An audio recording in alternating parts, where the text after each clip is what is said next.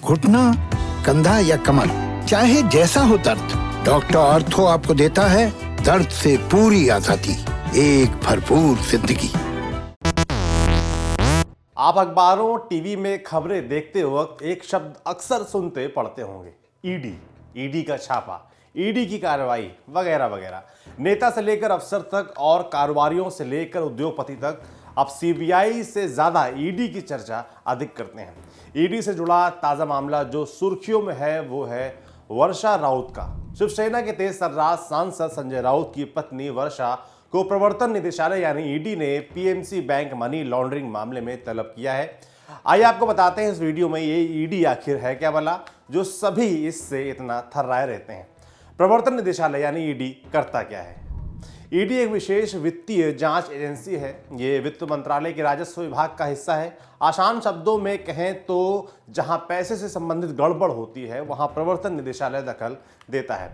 किसी ने अगर फर्जियापे के जरिए पैसा इधर से उधर किया है, जुगाड़ लगाकर काले पैसे सफेद बनाया है, विदेशी पैसों से जुड़ा कोई कांड किया है तो वो ईडी के रडार पर आ जाता है। ईडी खास तौर से 2 राजकोषीय कानूनों को लागू कराने का काम करती है, इनके दुरुपयोग पर नजर रखती है। इनमें पहला है विदेशी मुद्रा प्रबंधन अधिनियम 1999 यानी FEMA फेमा, और दूसरा है prevention of money laundering act 2002 यानी PMLA। मनी लॉन्ड्रिंग शब्द अमेरिका से आया है। वहां के माफिया जो पैसा कमाते थे उसे वैध दिखा देते थे।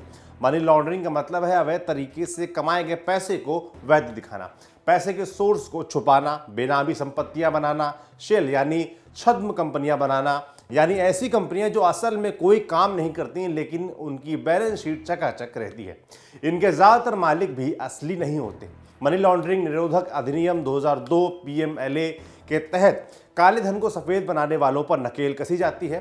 ये कानून 1 जुलाई 2005 से प्रभाव में आया है। इसके तहत ईडी को आरोपी के खिलाफ केस चलाने, संपत्ति जब्त करने, कुर्की करने जैसे अधिकार होते हैं। ये मुकदमे स्पेशल PMLA कोर्ट में चलते हैं। अब बात करते हैं फेमा की, जो 1 जून 2000 से लागू है देश में। विदेशों से जो भी पैसा आता है या जाता है वो इसके दायरे में होता है, चाहे वो किसी बिजनेस के नाम पर हो या किसी NGO के नाम पर या फिर किसी इंडिविजुअल के जरिए। ईडी निगाह रखता है कि विदेशी पैसे से कोई खेल तो नहीं हो रहा। ऐसा कोई मामला सामने आने पर ईडी की जांच शुरू होती है। आरोप साबित होने पर जो राशि इसमें शामिल है उसके 3 गुने तक का जुर्माना लगाया जा सकता है। 31 मई 2002 तक एक और कानून प्रचलन में था, विदेशी मुद्रा विनियमन अधिनियम 1973 FERA फेरा। इस कानून के तहत जो मुकदमे दर्ज हुए थे, ये कारण बताओ नोटिस दिया गया था, ईडी उन पर भी कार्रवाई करता है।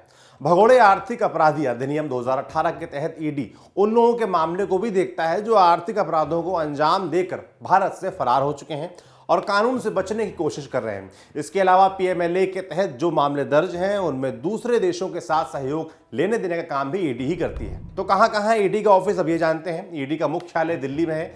5 रीजनल ऑफिस भी हैं, मुंबई, चेन्नई, चंडीगढ़, कोलकाता और दिल्ली।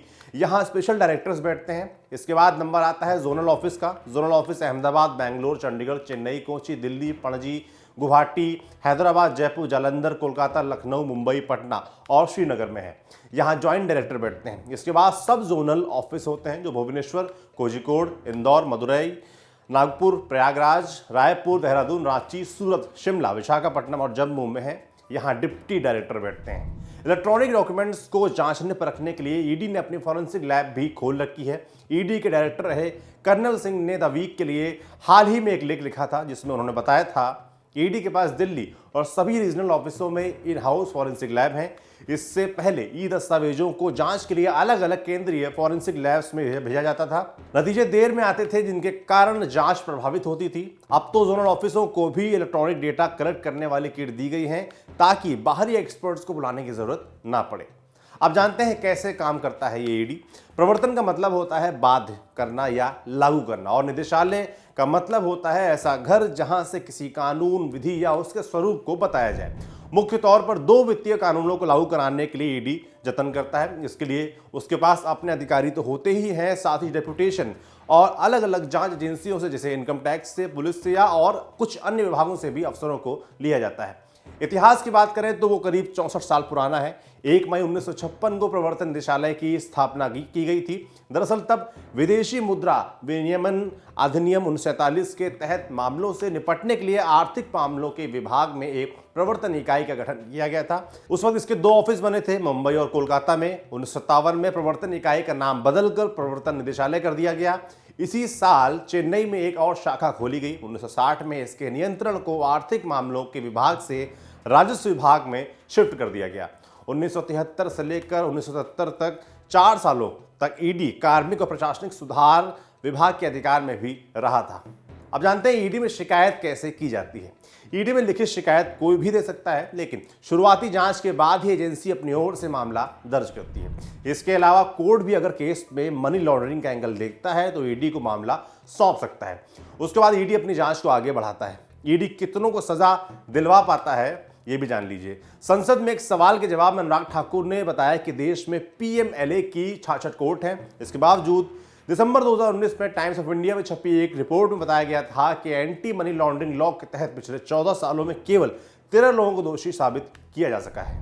ईडी की वेबसाइट पर दी गई जानकारी के मुताबिक 31 मार्च 2015 को फेमा 1999 के तहत लंबित मामलों की संख्या 4776 थी। वहीं पीएमएलए 2002 के तहत दर्ज 1326 मामले लंबित थे। साल 2015 से 31 अक्टूबर 2019 तक पीएमएलए के तहत एजेंसी ने 757 केस दर्ज किए थे।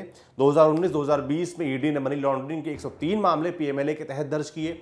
इससे पहले 2018-19 में 195, 17-18 में 148, 16-17 में 200 और 15-16 में 200 मामले दर्ज किए थे। लंबी और जटिल जांच प्रक्रिया के कारण अधिकतर मामले लंबित ही हैं और किसी नतीजे पर नहीं पहुंचे हैं। ईडी के डायरेक्टर रहे कर्नल सिंह ने इस बारे में कहा, अक्सर लोग कहते हैं कि मनी लॉन्ड्रिंग केसों में एजेंसी का कन्विक्शन रेट काफी खराब है। कन्विक्शन रेट मतलब कुल मामलों में से वो मामले जिनमें आरोपियों को दोषी साबित करवाया जा चुका है। जांच की लंबी अवधि के कारण चंद मामलों का फैसला कोर्ट में हो पाया है। साल 2018 तक 15 केसों में फैसला हो सका, जिनमें से 14 में दोष सिद्ध भी हो गया। यानी एजेंसी का कन्विक्शन रेट 93.33% है, जो किसी दूसरी जांच एजेंसी से बेहतर है। आखिर में आपको बताते हैं कि कौन से हाई प्रोफाइल मामलों की जांच कर रहा है फिलहाल ईडी। वित्तीय घोटालों से जुड़े मामलों में ईडी की जांच चलती है। इनमें कई हाई प्रोफाइल केस भी हैं। कुछ चुनिंदा केसों की बात करें तो नीरव मोदी और विजय माल्या जैसे केस तो ईडी हैंडल कर ही रहा है। हाल फिलहाल में चर्चित बाइक बोट घोटाले की भी जांच ईडी कर रहा है। इसके अलावा जम्मू कश्मीर क्रिकेट एसोसिएशन घोटाला मामले की जांच, जिसमें फारूक अब्दुल्ला का भी नाम है, वो भी ईडी के पास ही है। PMC bank money laundering case की जांच का जिम्मा भी ईडी को ही सौंपा गया है। यही नहीं, पीएफआई संगठन से जुड़ी एक जांच भी ईडी के ही पास है। जिन भी केसों में पैसों का हेरफेर होने का आरोप है, उन सभी में सबूत जुटाने का जिम्मा ईडी का ही है। ये जानकारी आपके लिए लाए थे हमारे साथी वरुण। देखते रहिए दी लल्लन टॉप।